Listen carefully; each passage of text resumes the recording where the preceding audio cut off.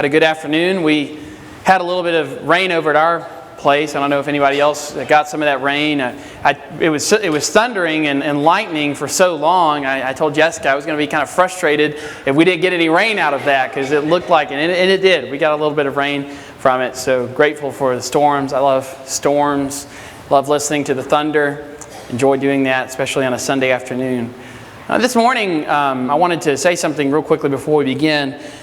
This morning I mentioned a couple of our men here in the congregation who've really helped to serve the young people this last week, and I failed to mention one of our sisters in Christ who really helped us last week at Peach Valley, and that's our sister Jerry Bellier, and she's been doing that for the past several years. She goes out there and volunteers her time for an entire week to bandage kids up and listen to, at times, some maybe pretty absurd reasons to ask for some medicine or for a Band-Aid from the kids that are away from home. But so grateful for her, and she doesn't have to do that, but she does. And so you need to thank her for the service that she does for the kingdom, representing Dripping Springs over there. I even had to go to her a few times.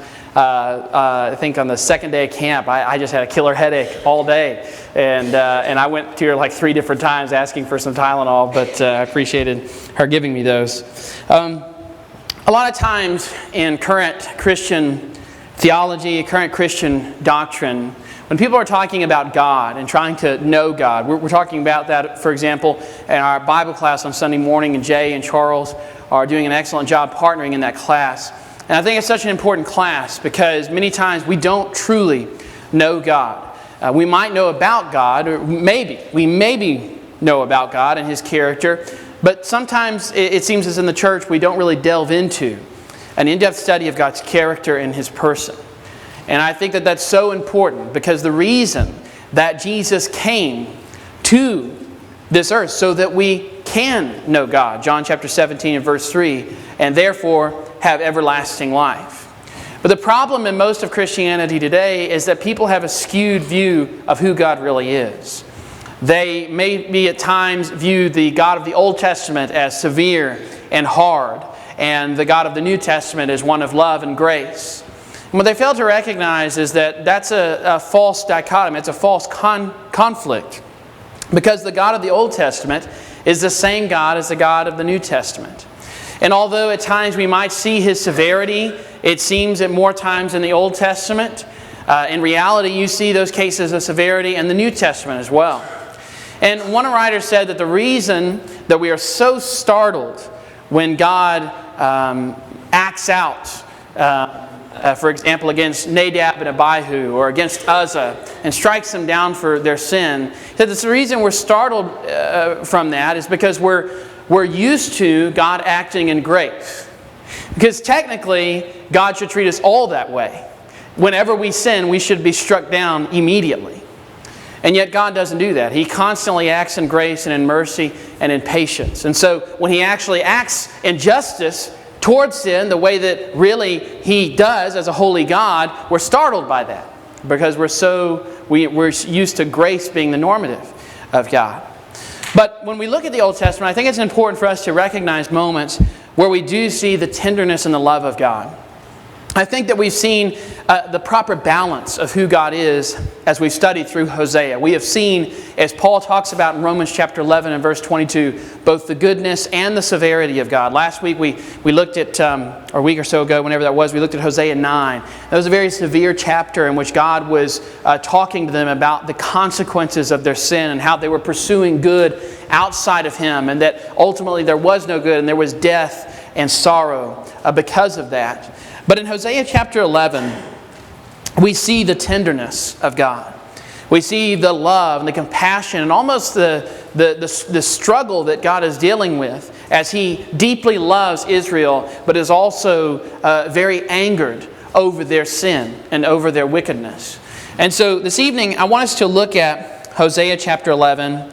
And I want you to remember that this is the God of the universe that is talking to these people. This is the most powerful, most wise being that ever has existed, ever will exist. And notice the type of language that he's used. We've already maybe been startled a little bit by some of the language that's been used in Hosea, because it doesn't seem befitting God. It seems almost inappropriate to talk about God in the way that he's been talked about in the context of the relationship between Hosea and his wife Gomer. But yet God is the one who calls Hosea into that relationship, and God is the one who uses this type of language here in Hosea chapter 11. The first point that I want us to look at is just in verses 1 and 2, and that is God's call. God's call. It says, "When Israel was a child, I loved him, and out of Egypt I called my son. The more they were called, the more they went away. They kept sacrificing to the Baals and burning offerings to idols." Now, when God is talking about the call from Egypt here, of course, he's talking about the redemption that he worked in Israel from under Egyptian slavery. And he says that out of Egypt, he called his son. See, he views Israel, notice, as a son. Now later, in Matthew's account, he is actually going to use this verse as a reference to Jesus, which has boggled the minds of scholars at times, because it doesn't seem, looking at this passage, it doesn't seem like it's a messianic passage. And yet Matthew views Jesus as the embodiment of Israel, in which he is calling Jesus out of Egypt. Remember, Joseph and Mary have to flee to Egypt to flee from under Herod's oppression, and then he calls him back out of there. Well, this is that passage. This is where this passage is found, initially speaking about Israel. And so we already have the foundation of God calling and referring to Israel as his son, this parent type of relationship, this type of affection that a father has for his only son. Now that's interesting, because later Jesus will be called the only begotten son, but Israel in a sense is God's only son, in the sense that they are his own special people. And he has not called any other nation out in the way that he has called Israel out. And we actually mentioned this verse in this morning in Bible class, but in Deuteronomy chapter 7, verses 7 and 8, he says, listen, I didn't call you, God's talking to Israel, he said, I didn't call you out of Egypt. I didn't choose you because you were a great people, because you were a mighty people. He says, I called you because I loved you. Now, I want you to think about that for a moment. And think about what that tells you about the love that God has for Israel and for creation and in general, and for his people specifically. Because what he's saying is that the love that he has for them isn't due to what they can do for him. It isn't due because they are great and mighty and he can't get his agenda across unless he chooses that specific people. No, he says, I simply love you because I love you. Now, I'm going to use an illustration. This might get me in a little bit of trouble, but hopefully not. Husbands, if your wife asked you, why do you love me? What would you say? What would you say? Maybe she would want you to say, well, I love you because of your personality. Or I love you because of your looks. You're beautiful. I love you because of the work that you do and how you provide for our family. And those sound like good reasons initially. But then if our wives are smart enough, which we know that they are, and they really start thinking about this, those aren't very legitimate reasons to love someone. Because what happens if one day her personality isn't as good as it was the day before? What if she wakes up grumpy? What if she's struggling with anxiety or depression? What if she gains some weight? What about when she gets older? What about if she can't work outside of the home anymore or provide for the home? Or maybe she's struggling to where she can't take care of the kids as well as she used to. Do you still love her? Wives, how would you feel if your husband simply said, I love you because I love you. I love you because I love you. Not because of what you can do for me, not because of what value you have, because of something you can do, but I simply love you. That is the type of unconditional type of love that God has for humans, that God has for his people. He loved Israel before they were capable of doing anything for him. And He loved you before you were capable of doing anything for Him. He loves you because He loves you. And if your children, imagine if your children came to you, you're talking about this, remember He's referring to Israel as a son, if they asked, Mom, Dad, why do you love me? What reason would you give to your children? Well, I love you because you obey me. Really? Do you stop loving your children when they disobey you? I hope not, right? I love you because we can have fun. There's no explanation except for I have set my affection upon you. There's this natural love, affection that I have for you. And really nothing is going to change that.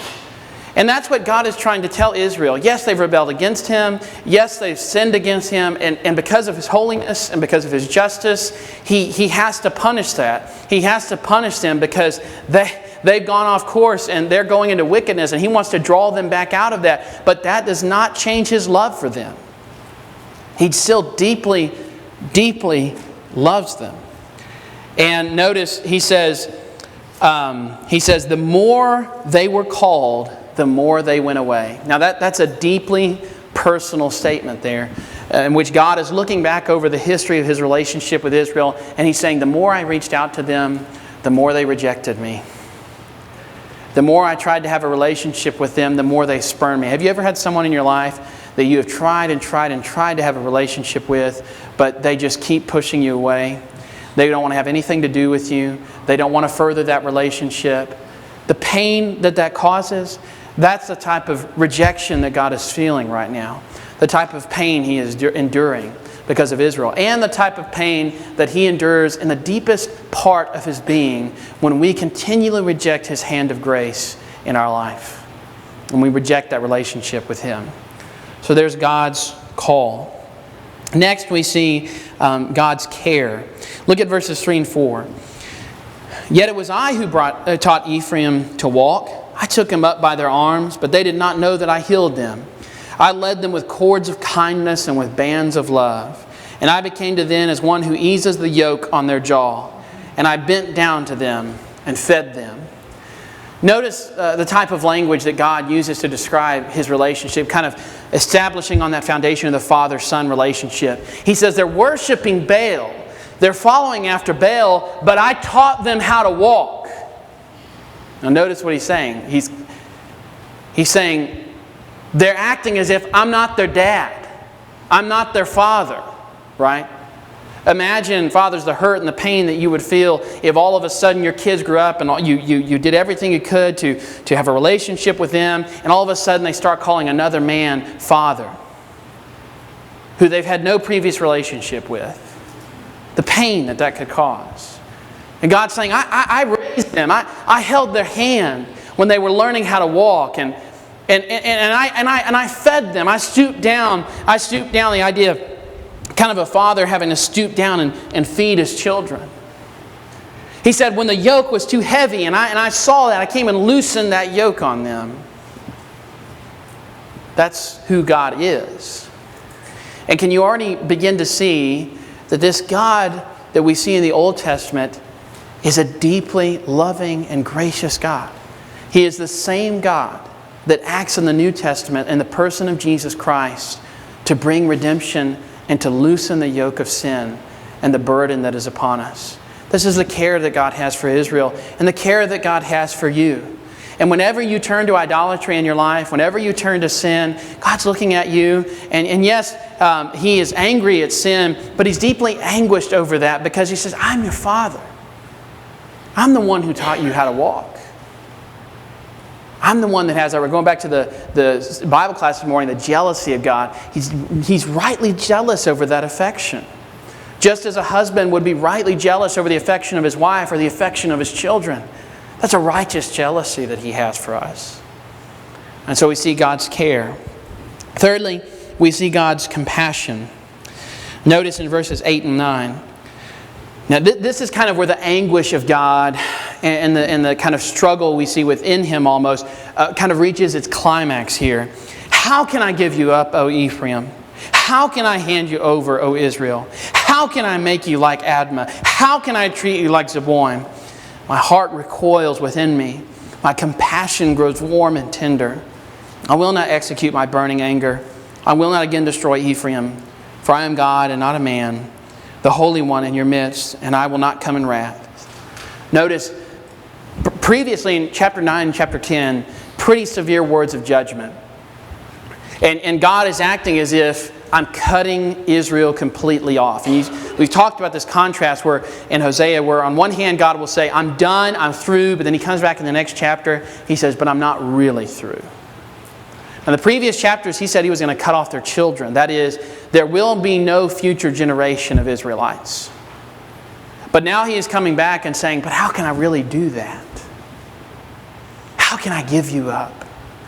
And just when I realize, he says, that my wrath it needs to be poured out on you, my heart, he says, recoils within me. I don't want to do that.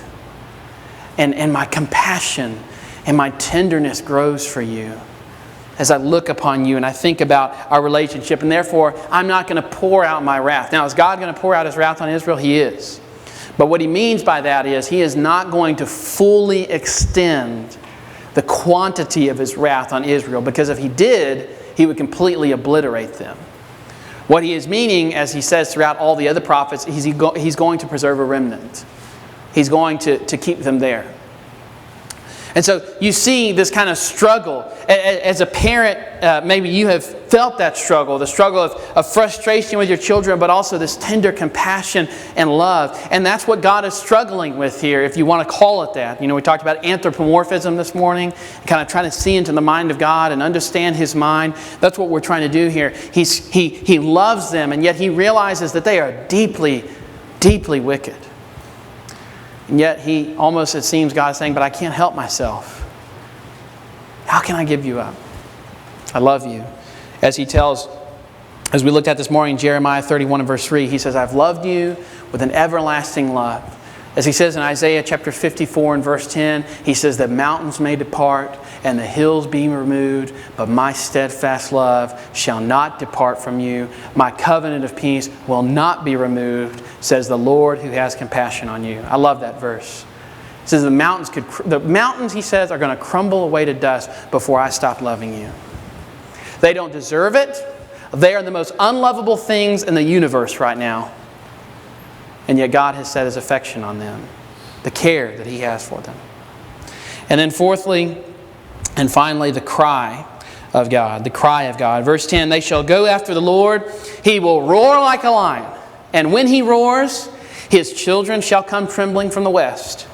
They shall come trembling like birds from Egypt and like doves from the land of Assyria.